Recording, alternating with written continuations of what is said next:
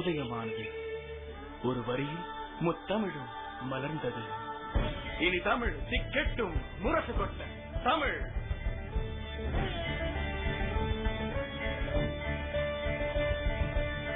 தமிழ் எங்கள் பேச்சு, தமிழெங்கள் மூச்சு. தமிழ் எங்கள் பேச்சு, தமிழெங்கள் மூச்சு.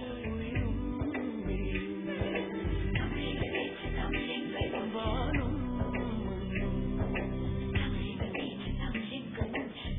எட்டத்திற்கும் தமிழன் செல்ல, தரணி எங்கும் தமிழே பேச.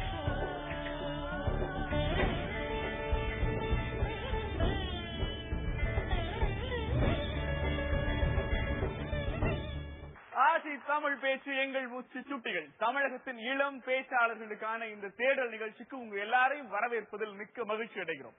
அரசியல் சுற்றோட இறுதியிலிருந்து நமக்கு 13 மாணவ மாணவிகள் கிடைச்சிருக்காங்க. இந்த 13 பேரிலிருந்து ஒருத்தருக்கு தான் ஆட்சி வழங்க போகிற 5 லட்சம் ரூபாய் பரிசும் தமிழகத்தின் தலை சிறந்த இளம் பேச்சாளருக்கான விருதும் கிடைக்க போகுது. அந்த விருதுக்குரிய நபர் யார் என்பதை தேர்ந்தெடுக்க போகிற, தேர்வு செய்ய போகிற இன்னும் ஒரு பிரம்மாண்டமான சுற்று கவிதை சுற்று. கவிதை சுற்றுக்கு உங்களை அன்போடு வரவேற்கிறோம். கவிதை என்பது சாதாரணமான விஷயம்னு சொல்லிட முடியாது. ஏன்னு சொன்னா கவிதை என்பது ஒரு விஷயத்த சுருங்க சொல்லி புரிய வைக்கிற விஷயம். சுருக்கமா பேசுறது என்பதே நமக்கு வராத விஷயம்னு சொல்லலாம். மார்ட்டின் லூதர் கிங் ஒரு அருமையான விஷயத்தை முன்வைப்பார். இந்த உலகத்தை சுழன்று கொண்டிருக்கிற இந்த உலகத்தை ஒரு தலைமுறையிலிருந்து அடுத்த தலைமுறைக்கு நகர்த்துவதற்காக ஒரு சிறு கூட்டம் இயங்கிக் கொண்டே இருக்கிறது. அந்த சிறு கூட்டத்திற்கு படைப்பாளிகள் என்று பெயர். கண்ணதாசன் சொல்லுவான், படைக்கிற காரணத்தால் என் பேர் இறைவன் என்று. எங்கள் பிள்ளைகளையும் படைப்பாளிகளாக்க வேண்டும் என்கிற கருத்தொற்றுமையில் இந்த சுற்று கவிதை சுற்று.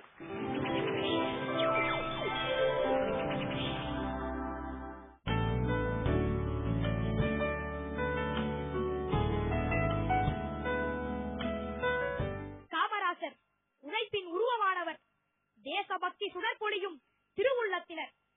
பாரத மக்களின் நலனுக்கு உழைப்பதே தன் சுகமென நினைத்த பண்பாளர்.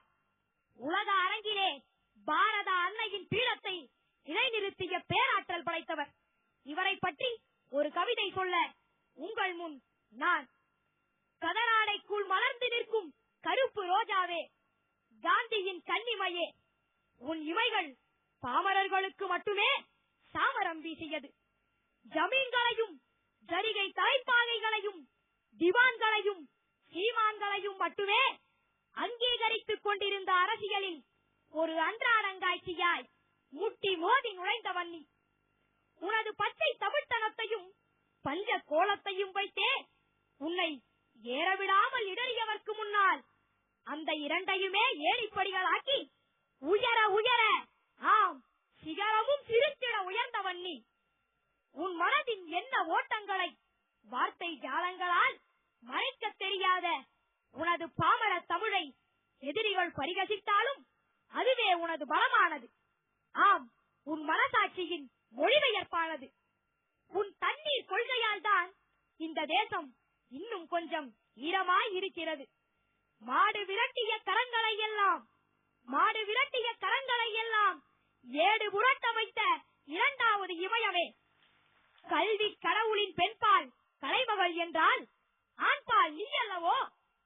1000 ஆண்டு அறியாமையை வீழ்ச்சியடைய செய்தது நீ கண்ட கல்வி வளர்ச்சி, தமிழகத்தின் மறுவளர்ச்சி. இளமையில் வறுமை உன்னை ருசி பார்த்ததால் அது படிக்கும் சிறுவர்களை எல்லாம் ருசித்து விடாமல் இருக்க மதிய உணவு திட்டம் கொண்டு வந்தாய். ராட்டையாய் நாட்டையே சுற்றி சுற்றி வந்த தர்ம சக்கரமே, எங்களை எடுத்து கூட்டி படிக்க வைத்தாய். தாயை மறந்தாய், தங்கையை மறந்தாய், தேசமே உறவென இருந்தாய். நீதான் தமிழகத்தின் தாய். அரசியல் என்பது அயோக்கியர்களின் கடைசி புகலிடம் என்றார் ஷா. அதை பொய்யாக்கிய ஒரு சிலரில் நீயும் ஒருவன் என்று கூறி விடைபெறுகிறேன். நன்றி, வணக்கம். நரேன்கதம், கல்வி வள்ளல் காமராஜரை பற்றி ஏராளமான கவிதைகள், கட்டுரைகள் எல்லாம் இருக்கின்றன.